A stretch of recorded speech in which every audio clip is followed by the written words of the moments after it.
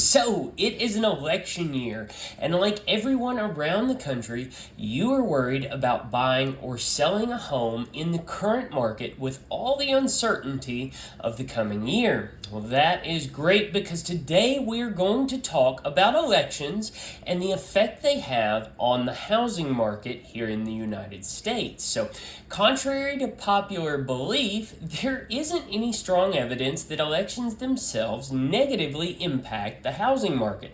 The market is more so directly influenced by factors such as supply and interest rates, which hold far greater sway than presidential elections. Now, for most Americans, election outcomes have very little direct effect on personal income and thus should not significantly alter decisions regarding buying or selling a home. Folks, with another presidential election on the horizon, familiar debates resurface around dinner tables across the country about the future of the nation, the fairness of the Electoral College, and how the election might influence the United States housing market, with many people assuming that election-related uncertainty deters potential home buyers. Now, when we go to the numbers, however, housing economists argue that there is minimal proof that elections, either the lead up to the election or the results of the elections themselves, actually affect home prices. So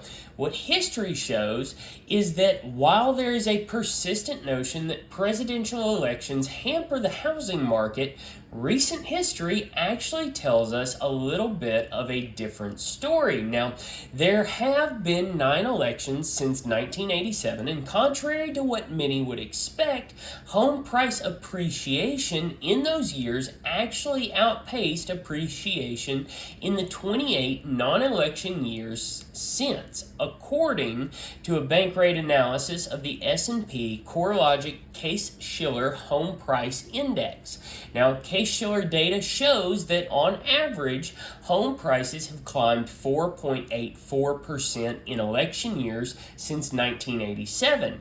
Now, in non-election years, values rose 4.44%. Now, that might lead to the conclusion that presidential elections are actually good for the housing market, but really, it's obviously far more nuanced than that. Although the idea that presidential elections disrupt the housing market is pretty widespread, recent trends actually tell us a different story. Now, over the past 9 elections since 1987, home price appreciation has actually been higher in election years than non-election years. According to Bankrate analysis of the S&P CoreLogic Case-Shiller Home Price Index, home prices increased by an average of 4.84% during election years compared to 4.44% in non-election years. Now, this might suggest that presidential elections boost the housing market, but obviously the reality is more complex. For example, 2008, the worst year for the housing market in recent memory, saw home values drop by 12%. Now, this had very little to do with the Obama-McCain election and everything to do with the collapse of the housing bubble and the global economy. Conversely, 2004 was one of the best years for home prices, with a 13.4% surge, driven not by George W. Bush's re-election, but by the ongoing housing bubble at the time. The best year for home values since 1987 was actually 2021, when home prices rose by 18.9%, fueled by historically low mortgage rates and the COVID-19 housing boom. Not because it was President Biden's first year in office. Now let's talk about what influences housing prices. Now, housing prices are shaped by a complex mix of factors, including the supply of homes, demand, and mortgage rates. This complexity leads to speculation about various influences, including election years. However, experts like Ken H. Johnson of Florida Atlantic University emphasize that there's no statistical evidence linking election outcomes to significant shifts in home prices. Now, while presidential candidates may highlight their economic agendas, Economists agree that the president has very limited power over the housing market, which is driven by much larger factors like housing starts, interest rates, and unemployment levels. Now, Michael Cillier, a housing economist for William and Mary, points out that these elements overshadow any potential effects from presidential elections. Honestly, for a president to have a substantial impact on the market, they would need to control a vast amount of housing transactions, which is obviously something that is not within presidential authority. Even proposed policies like Biden's 2020 first-time homebuyer tax credit may not materialize for years, if they materialize at all at this point. So, should you sell a house during an election year?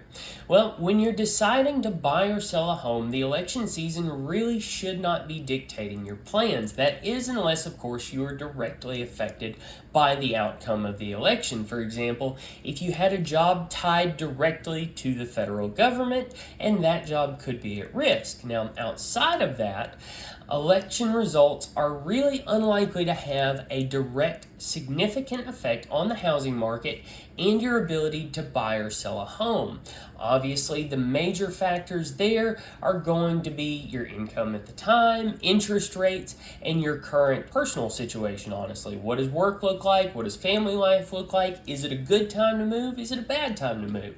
That plays a major role in deciding whether or not to make a move. So, folks, that is going to wrap up our video for the day. I hope this has given you a little bit of an insight into the effect that elections have on the housing market here in the United States. And remember, folks, whether you're moving in 9 days or 90 days, give us a call, shoot us a text, send us an email, or schedule a personalized Zoom call with Chris and I so that we can help you make a smooth move here to the great state of Tennessee. Until next time, I hope to see you around town, Nashville, soon.